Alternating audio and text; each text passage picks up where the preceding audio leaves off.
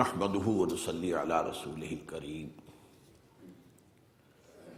اما بعد فقد قال الله تبارك وتعالى كما ورد في سورة الانفطار اعوذ بالله من الشيطان الرجيم بسم الله الرحمن الرحيم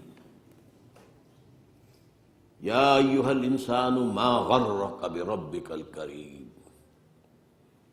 الذي خلقك فسواك فعدلك فی ای صورت ما شاء رکبک کلا بل تکذبون بالدین صدق اللہ العظیم رب اشرح لی صدری ویسر لی امری واحلل عقدۃ من لسانی یفقهوا قولی اللہم ربنا الہمنا رشدنا واعذنا من شرور انفسنا اللهم ارنا الحق حقا وارزقنا اتباعه وارنا الباطل باطلا وارزقنا اجتنابه اللهم وفقنا لما تحب وترضى اللهم وفقنا ان نتوب اليك توبة نصوحا آمین یا رب العالمین۔ پچھلے جمعے میں نے سورہ نوح کی کچھ آیات کے حوالے سے جو کیفیات ہوتی ہیں اللہ تعالیٰ کی طرف بلانے والوں کی، ظاہر بات ہے کہ ان میں سر فہرست اللہ کے رسول، اللہ کے نبی، پھر رسولوں کی امتوں میں جو بھی ان کے نقش قدم پر چلے اور انہوں نے اسی طرح تبلیغ دین اور دعوت اللہ کا فریضہ سر انجام دیا، ان کی کیفیت کے بارے میں یہ بات صحیح ہے اور یہ ہمارے ذہنوں میں صحیح بیٹھی ہوئی ہے کہ ان کے مزاج میں، ان کی طباع میں رحمت، شفقت، رؤوفیت اس کا غلبہ ہوتا ہے، لیکن اس کا ایک دوسرا رخ بھی ہے۔ ایک خاص حد تک پہنچنے کے بعد ان میں غلظت، شدت، سختی، غصہ یہ بھی پیدا ہو جاتا ہے۔ یہ بات ہمارے ذہنوں سے بالعموم اوجھل ہے۔ اس کی سب سے بڑی مثال یہ ہے سورہ نوح میں۔ دیکھیے اس کی ابتدائی آیات کیا ہیں۔ اِنَّا أَرْسَلْنَا نُوحًا إِلَىٰ قَوْمِهِ أَنْ أَنذِرْ قَوْمَكَ مِنْ قَبْلِ أَنْ يَأْتِيَهُمْ عَذَابٌ أَلِيمٌ۔ ہم نے بھیجا تھا نوح کو اس کی قوم کی طرف کہ خبردار کر دو اپنی قوم کو اس سے پہلے کہ عذاب علیم آ جائے۔ یہ اللہ کا قانون ہے جو سورہ بنی اسرائیل میں بیان ہوا ہے، وَمَا كُنَّا مُعَذِّبِينَ حَتَّىٰ نَبْعَثَ رَسُولًا۔ ہم عذاب نہیں بھیجتے رہے ہیں جب تک کہ رسول مبعوث نہ کر دیں۔ اگرچہ یہ ہر قسم کے عذاب کو یہ آیت جو ہے کور نہیں کرتی۔ یہ عذاب کی ایک شکل جو ہوتی ہے قوم کو نسیہ منسیہ کر دینا، ختم کر دینا، وجود ختم کر دینا، جو قوم نوح کے ساتھ ہوا، قوم ہود کے ساتھ ہوا، قوم عاد کے ساتھ، قوم سمود کے ساتھ ہوا، حضرت صالح کی قوم شعیب کے ساتھ ہوا، سدوم اور عمورہ کی بستیوں کے ساتھ ہوا، آل عمران کے ساتھ ہوا۔ اس قسم کا عذاب جو ہے کہ لا یرا الا مساکنہم، اب مسکن نظر آ رہے ہیں، مکین ان میں رہنے والے کوئی نظر نہیں آتے۔ یہ کیفیت، یہ جب تک کہ رسول نہ بھیجے جائے اللہ اتنا بڑا عذاب نہیں بھیجتا۔ البتہ اور عذاب کی قسمیں ہیں، میں کئی دفعہ سے حوالہ دے چکا ہوں اپنی کتاب کا، سابقہ اور موجودہ مسلمان امتوں کا ماضی اور مستقبل۔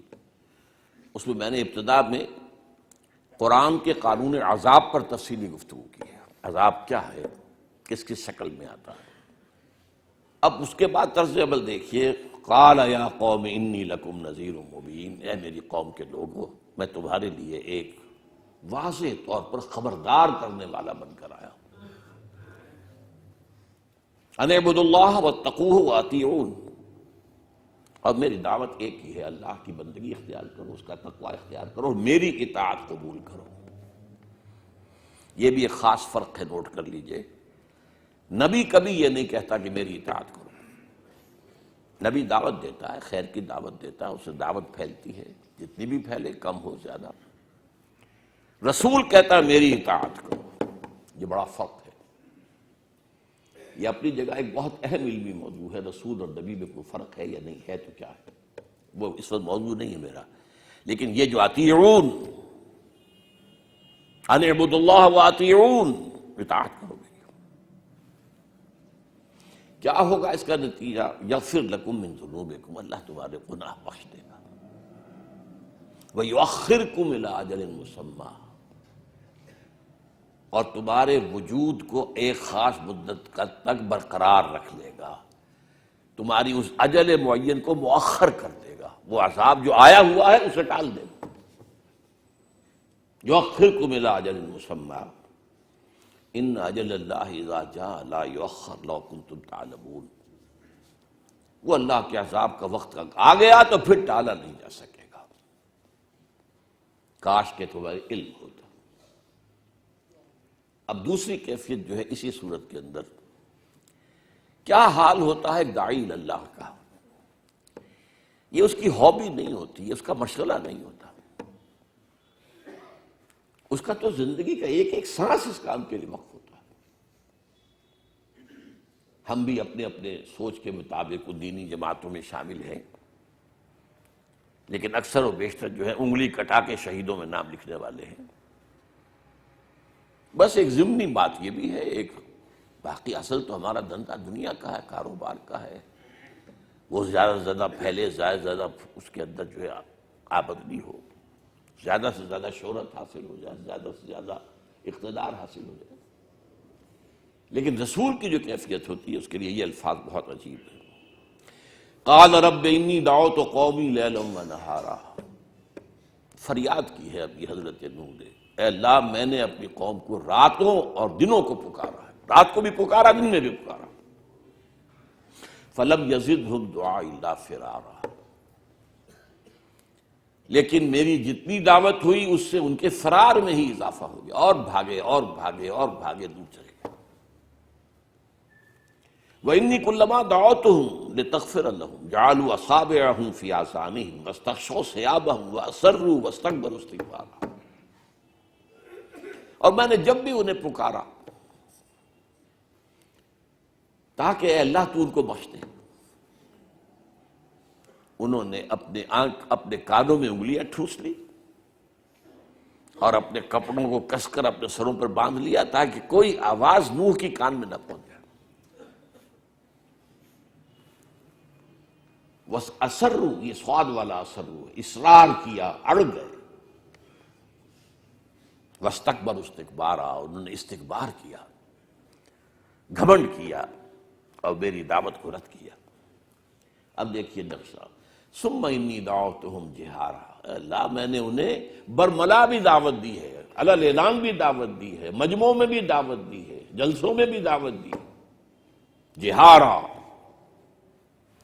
ثم انی اعلنت لہم واسررت لہم اسرارا، یہاں ایک لفظ محذوف ہے، ثم انی اعلنت لہم اعلان واسررت لہم اسرارا، پھر میں نے انہیں اعلانیہ بھی پکارا، اعلنت لہم اعلان کے ساتھ، واسررت لہم اسرارا، یہ میرا نام ہے، اور میں نے خفیہ خفیہ بھی جا کے باتیں کی، ایک ایک سے بھی کی، 1 to 1، پرسن ٹو پرسن بھی باتیں کی۔ فَقُلْتُ اسْتَغْفِرُوا رَبَّكُمْ إِنَّكُمْ كَانَ غَفَّارًا، اور میں ان سے یہی کہتا رہا استغفار کرو اپنے رب سے، وہ بہت بخشنے والا ہے، اب بھی تم اگر استغفار کرو گے وہ بخش دے۔